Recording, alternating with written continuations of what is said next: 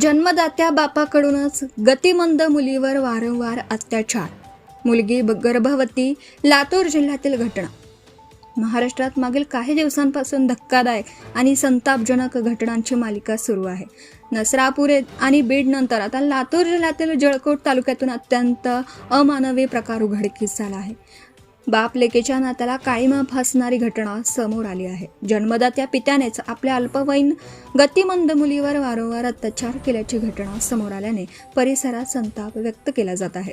मुलगी गर्भवती असल्याचं समोर या प्रकरणात पीडित मुलीच्या आईने 17 एप्रिल रोजी जळकोट पोलीस ठाण्यात तक्रार दाखल केली होती। अज्ञात व्यक्तीकडून मुलीवर अत्याचार झाल्याचा संशय व्यक्त करण्यात आला होता। दरम्यान पीडित मुलगी सुमारे 19 आठवडे 2 दिवसांची गर्भवती असल्याचं समोर आलं होतं। त्यामुळे प्रकरणाचं गांभीर्य अधिक वाढलं। तक्रारीनंतर जळकोट पोलिसांनी सखोल तपास सुरू केला। तपासादरम्यान संशयाच्या आधारे मुलीच्या वडिलांना ताब्यात घेऊन चौकशी करण्यात आली।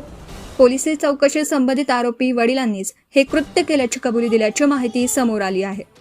जळकोट पोलीस ठाण्यात गुन्हा दाखल, आरोपीला अटक। या प्रकरणी जळकोट पोलीस ठाण्यात गुन्हा क्रमांक 99/2026 नोंद करण्यात आला असून भारतीय न्याय संहिता 2023 मधील संबंधित कलमे तसेच बाल लैंगिक अत्याचार प्रतिबंधक कायदा पोक्सो अंतर्गत गुन्हा दाखल करण्यात आला आहे। पोलिसांनी आरोपीला अटक केली असून पुढील तपास पोलीस अधिकारी करत आहेत। Subscribe now and press the bell icon.